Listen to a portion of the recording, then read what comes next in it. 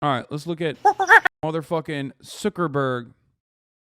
The Joe Rogan Experience. When we take down something that we're not supposed to, I mean that is like, I mean that's the worst.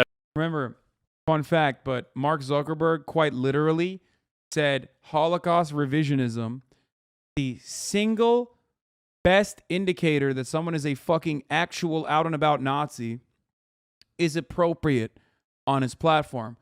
Remember when he said this while people were talking about Facebook's own involvement in the ongoing genocide of Rohingya Muslims, okay, in Myanmar. Facebook quite literally, and this is well documented, played a role on WhatsApp in the dissemination of misinformation that led to the genocide of Muslims in Myanmar. I mean, how do you discern? Say these Christian Facebook pages. I don't know how they found out that 19 of 20 were fake. But if someone just says, I am Bob Smith, and they post as Bob Smith, and they have a photograph, but really what they're doing is trying to talk shit about Joe Biden and get people to vote Republican in the midterms. Like, how do you know whether someone's real or not? Like, this is the big argument with Elon and Twitter. Because Elon asked Twitter, like, what percentage of your website is filled with bots? And they say 5%. And he says, I don't believe you. I think it's higher. And let's find out how you've come to this conclusion. Yeah. And, I believe they said that they just took 100 random Twitter pages and looked at the interaction, and there's some sort of an algorithm they applied to it. But how do you discern? Yeah. So, I mean, I think estimating the overall prevalence is one thing, but I think that the question of looking at a page and bro, am I crazy or does Mark Zuckerberg look surprisingly more human right now? It's kind of surprising. Oh, you heard Ludwig talk about the genocide in Myanmar? Oh, that's crazy. He's my favorite political commentator. That's where I get all my talking points. Is this page authentic? I think that there's a bunch of signals around that. One of the things that we try to do is for large pages, we try to make sure that we know who the admin of that page is. We don't necessarily, if you should be able to run an anonymous page, you don't necessarily need to out yourself and say who you are running it, but we want to make sure that we sort of have like an identity for that person on file, so that way we know, like at least behind the scenes, that person is real.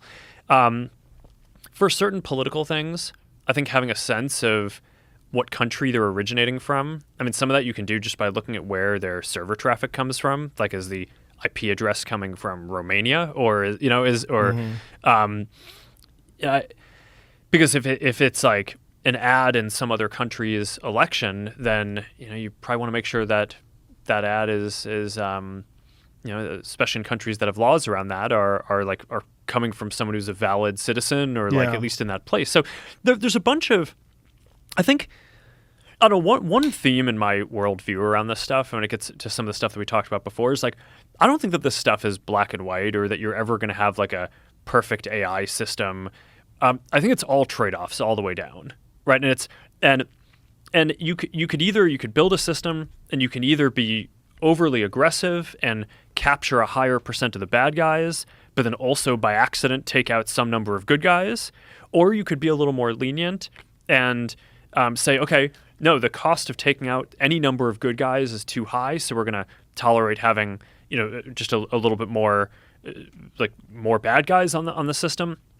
These are values questions, right? Around what do you value more, and those are super tricky questions. And part of what I've struggled with around this is I didn't get into this to basically judge those things. I got into this to design technology that helps people connect, right? It's like, and like, I mean, you could probably tell when we spent the first hour talking about the metaverse and the future of basically building this whole technology roadmap to basically give people this realistic sense of presence. It's like, that's what I'm here to do, right? So this whole thing that's like arbitrating what is okay and what is not, I obviously have to be involved in that because this is at some level, I run the company and I can't just abdicate that. But I also don't think that as a matter of governance, you want all of that decision-making vested in one individual. So I think one of the things that our country and our government gets right is the separation of powers. So one of the things that I tried to create is we created this oversight board. It's an independent board that basically we appointed people whose kind of paramount value is free expression, but they also balance that with things like when is there going to... Yeah, that's why they fucking work with a Heritage Foundation to like moderate content even before conservatives started complaining about fucking right-wing content not getting enough traction. If you're wondering why Daily Wire pops off so fucking hard on Facebook, contrary to what Republicans claim is happening, because like every time you look at news, they're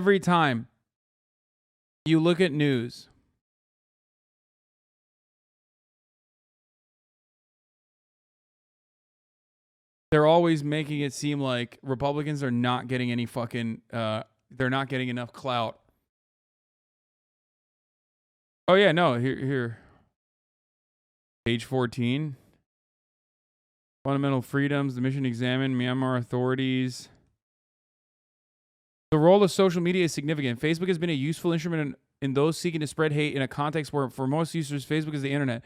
Although improved in recent months, the response of Facebook has been slow and ineffective. The extent to which Facebook posts and messages have led to the real-world discrimination and violence must be independently and thoroughly examined. The mission regrets that Facebook is unable to provide country-specific data about the spread of hate speech on its platform, which is imperative to assess the adequacy of its response. This is a report from the Independent International Fact-Finding Mission on Myanmar by the Human Rights Council. Like, they just straight up are like, Facebook played a role, we just don't know how bad it was. How wild.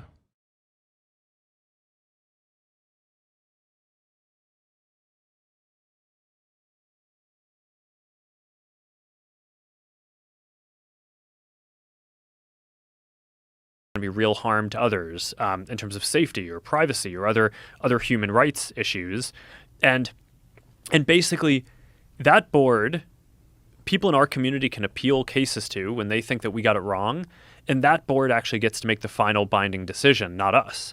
So in a way, I actually think that is a more legitimate form of governance than having just a team internally that makes these decisions, or maybe some of them go up to me, although I don't spend a ton of my time on this on a day-to-day basis.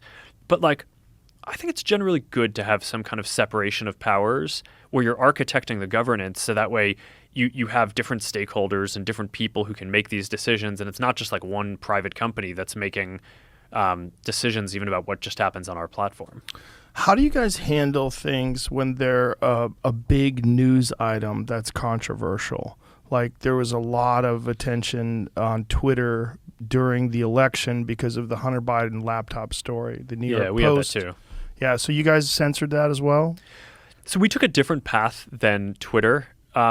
Basically the background here is the FBI, I think, basically came to us, some folks on our team, and was like, hey, just so you know, like, you should be on high alert. We thought that there was a lot of Russian propaganda in the 2016 election. We have it on notice that basically there's about to be some kind of dump of that's similar to that. So just be vigilant. So our protocol is different from Twitter's. What Twitter did is they said you can't share this at all. We didn't do that. What we do is we have, if something is reported to us as potentially misinformation, important misinformation, we also have this third-party fact-checking program because we don't want to be deciding what's true and false.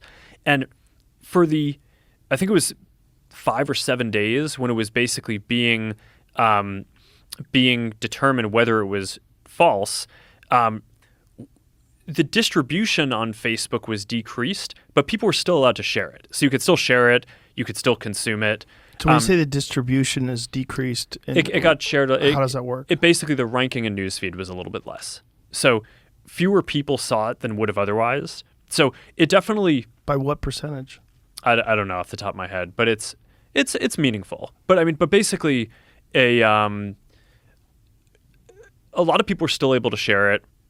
We got a lot of complaints that was the case. Obviously this is a hyper political issue. So depending on what side of the political spectrum, you either think we didn't censor it enough or censored it way too much. But we weren't sort of as black and white about it as Twitter. We just kind of thought, hey, look, if the FBI, which I still view as a legitimate institution in this country, it's like very professional law enforcement, if they come to us and tell us that we need to be on guard about something, then I want to take that seriously. Did they specifically say you need to be on guard about that story?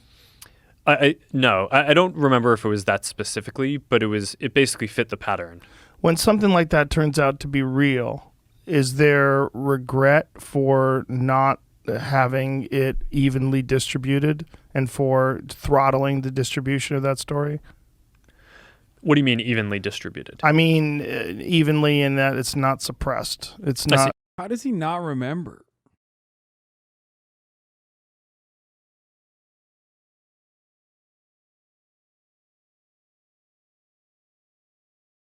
Like, that's crazy.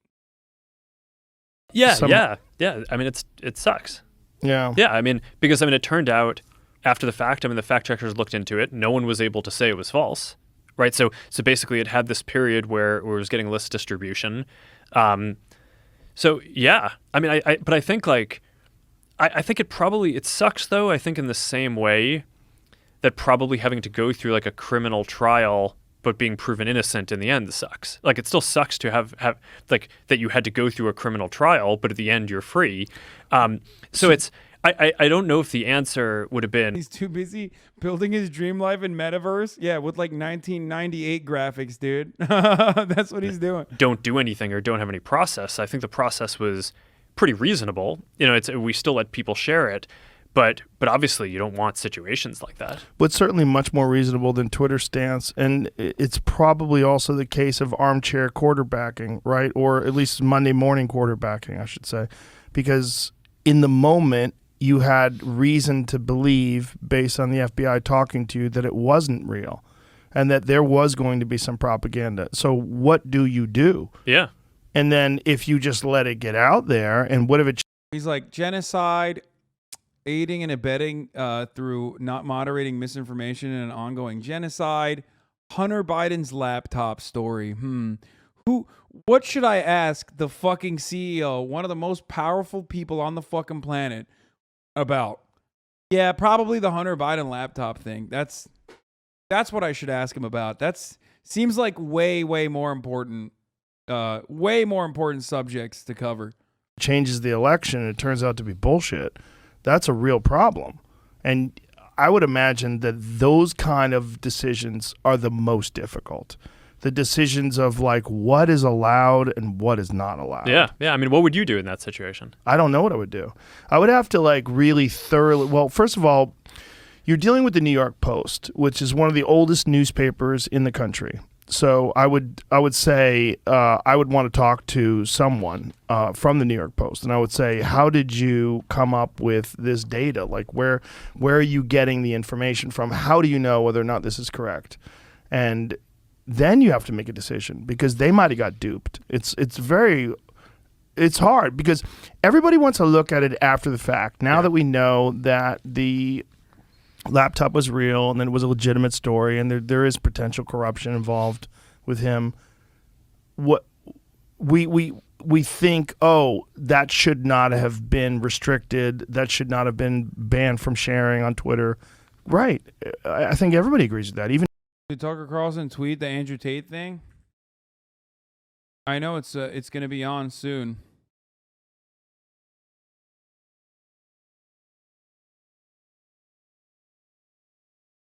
Did he tweet again?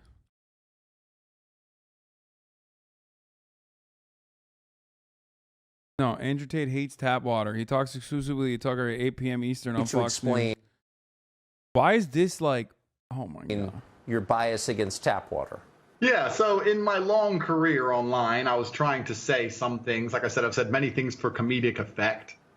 And my... Oh, damn. He's hitting the fucking...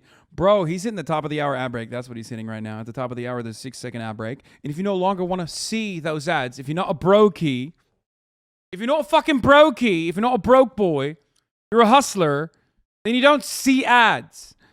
And the best way to no longer see the ads is by subscribing for $5 Or if you don't have $5, by stealing someone else's Amazon Prime account and connecting it to your Twitch account and getting 1 free Prime subscription a month. You can also get gifted a sub. If there's other top G's out there that are gifting subs, you can get one if you're lucky. But you're probably a bottom G, so you're going to see the ads. Femboy Agitprop, thank you for the 5 gifted subs. Here's the 1 minute ad break now. But he's not going to be, I mean, that has a delay on it, so he's probably not going to be on yet, right? Tucker Carlson tonight is live now. Steve from Oklahoma. Jesse, are you into CrossFit? Your arms are huge. You know, that's the only really huge part of my physique. Well, not the only one, but you know the one I'm talking about. I just was born with big arms. And Yeah, he's not live yet. He's not live yet. Your Tucker used to be your best, but your top G impression is easily your best now. Dude, it's because I consume too much. Sisyphus, thank you for the 20 gifted subs. Tuckered Out, thank you for the 5 gifted subs. The Real Hustlers, Hassler, you, Bugatti, thank you for the 5 gifted subs. Real Bugatti owner. Tate trying to out the Fox News right-wing media grift. I love...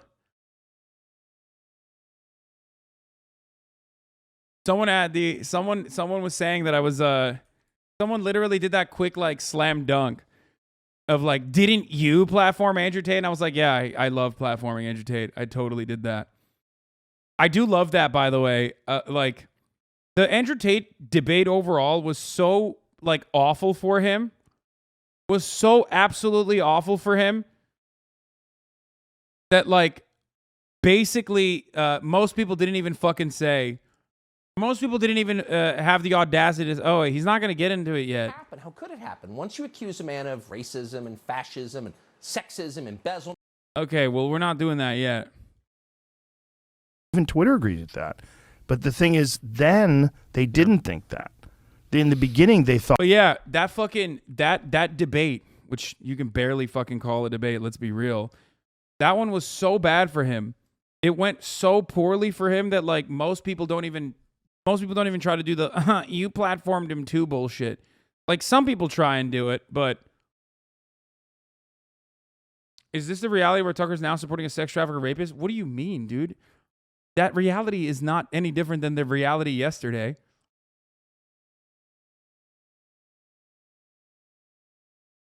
I didn't even have him on my stream either, so there's thought that. It was fake. So what do? Like, if something comes along and the Republicans cook up some scheme to make it look like Joe Biden's a terrible person, and they only do it so that they can win the election, but it's really just propaganda. What are you supposed to do with that? You're supposed to not allow that to be distributed. So if they think that's the case, it makes sense to me that they would try to stop it. But I just don't think that they looked at it hard enough.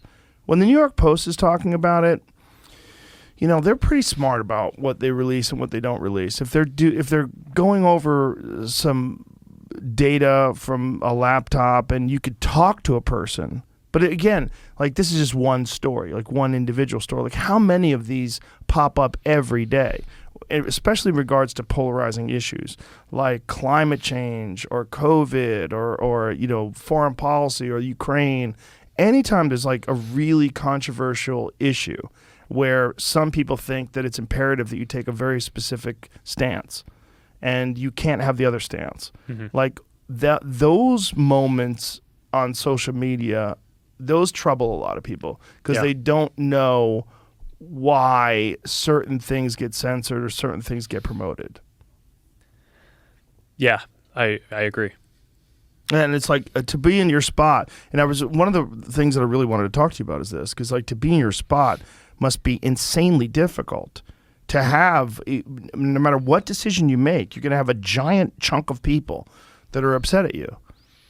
And there might be a right way to handle it, but I don't know what the fuck right way is. Well, I think the right way is to establish principles for governance that try to be balanced and not have the decision-making too centralized.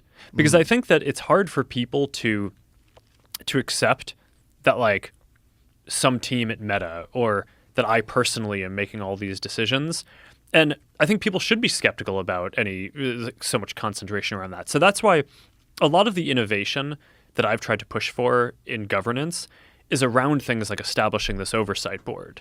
So that way you have people who are luminaries around expression from all over the world. But I think he's going to forget. I think Mark Zuckerberg, or not Mark Zuckerberg, I think Joe Rogan doesn't understand that, like, coming along and, like, agreeing with, yeah, see?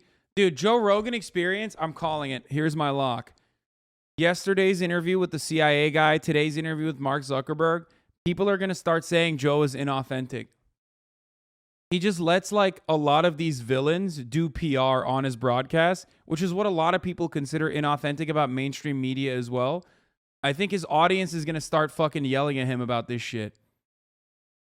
Because, like, remember, when he has right-wingers on to, like, promote right-wing values and whatever, they're edgy. They're oftentimes, like, actually being blocked by, mainstream media. They're, like, not libtards. So that's seen as, like, sticking it to the man. But now he's, like, he's not even giving any pushback. Getting, like, some of society's worst villains. This is the exact opposite of Elon Musk. People on the internet love Elon Musk. Okay, they love soy facing at Elon Musk. So when he did that interview with Elon Musk, everyone fucking lost their shit. Zuckerberg is the exact opposite. People hate Zuckerberg. What's next? Is he going to have Bill Gates on?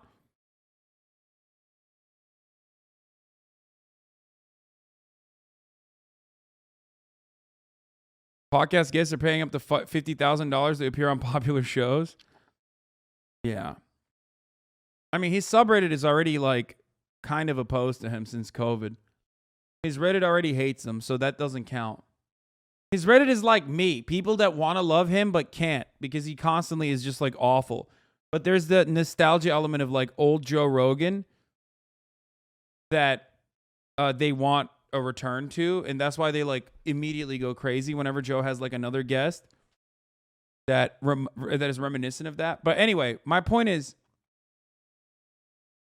Mark Zuckerberg, villain. Nobody likes Mark. Nobody.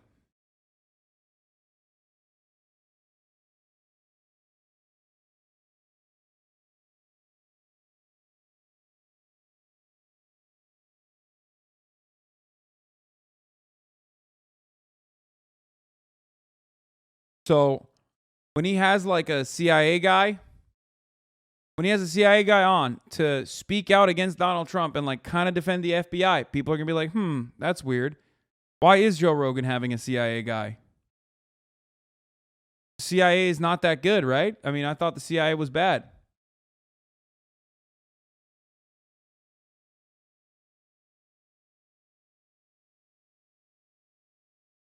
Now he's having Mark Zuckerberg on. I don't know. But also in the U.S., folks like Michael McConnell, who's is a Stanford professor, who's like, just he was I forget which Republican president appointed him, but I mean he was I think going to be considered for the Supreme Court at some point. I mean he's a very very prominent and kind of celebrated free expression advocate, and he helped me set the thing up. Donald Trump's Mar-a-Lago maid. Thank you for the 5 gifted subs.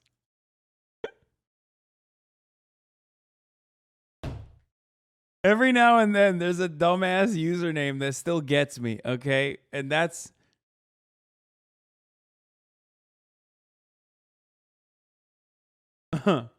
that's a good name.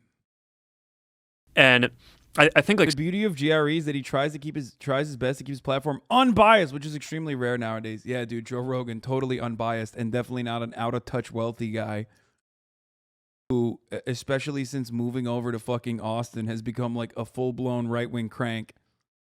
Setting up forms of governance around that are independent of us, that basically get the final say on a bunch of these decisions, and that's a step in the right direction. I mean, in the Hunter Biden case that you talked about before, I don't want our company to decide what's misinformation and what's not. So when we work with third parties and basically let different organizations do that. Now, I mean, then you have the question of, are those organizations biased or not? And that's that's a very difficult question, but at least we're not the ones who are basically sitting here deciding. We're not the ministry of truth for the world that's deciding whether everything is true or not. So I'd say this is not a solved problem.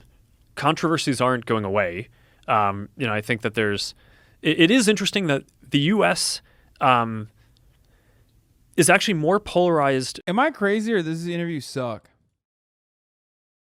I guess it's like because Mark is just so boring. Like he has the personality of a fucking wet blanket, and he's just like doing the political. Like he cranked his AI mode to like politics mode. Mark is so much better when he's on smoking meats mode. When he puts the AI into smoking meats mode, he's so much more fun.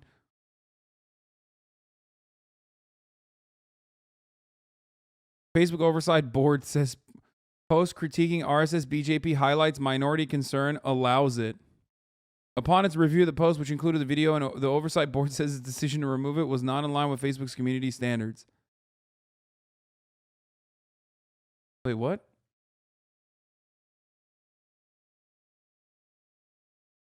RSS is a new threat, and the ruling BJP has moved towards extremism has been deemed as not in violation of the social media platform's policy. Wait, well, okay. The RSS was threatening to kill Sikhs, and the Prime Minister Modi himself is formulating the great genocide of Sikhs on advice. Okay. Wait, I'm confused.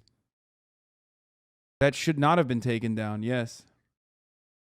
That's a good thing. Why did you fucking literally post this in here? Did you think that I was going to agree with you?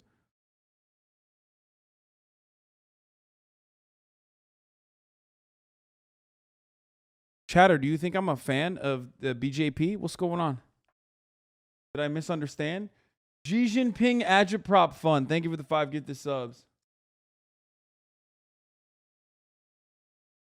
Wait, who sent this to me? I'm trying to figure out what this fucking person is saying.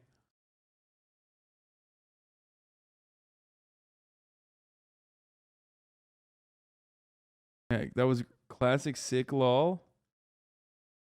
Brother, I don't know if you just like Googled Facebook. Facebook is unhinged in India. Facebook is probably unhinged in India, but this is the one time where they did the right thing.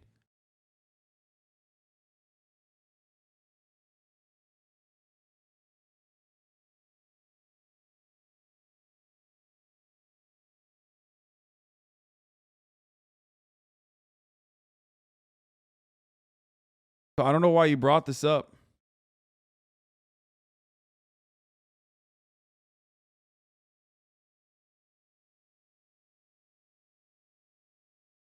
Schrodinger's Cussy. Thank you, Schrodinger's Cussy.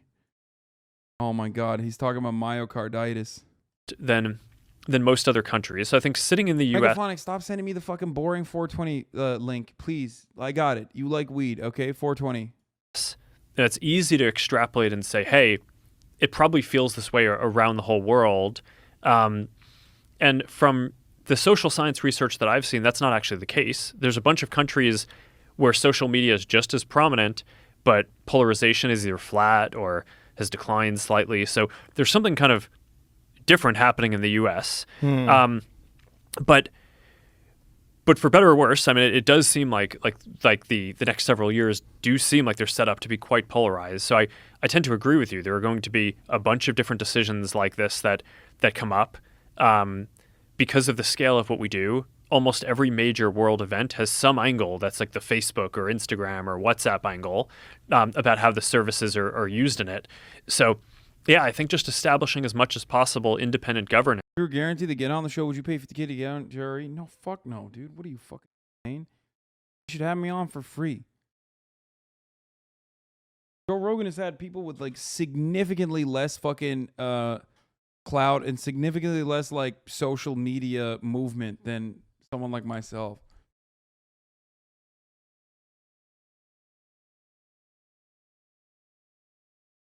You would S his D lol? Absolutely not. Actually, yes, I would. I would suck his cock. Please have me on. There you go.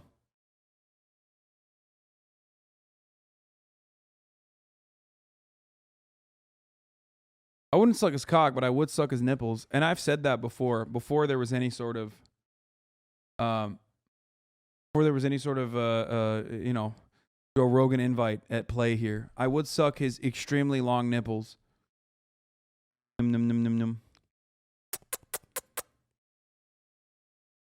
Also, you would have other stuff you can do with streaming in Austin. It's a win-win.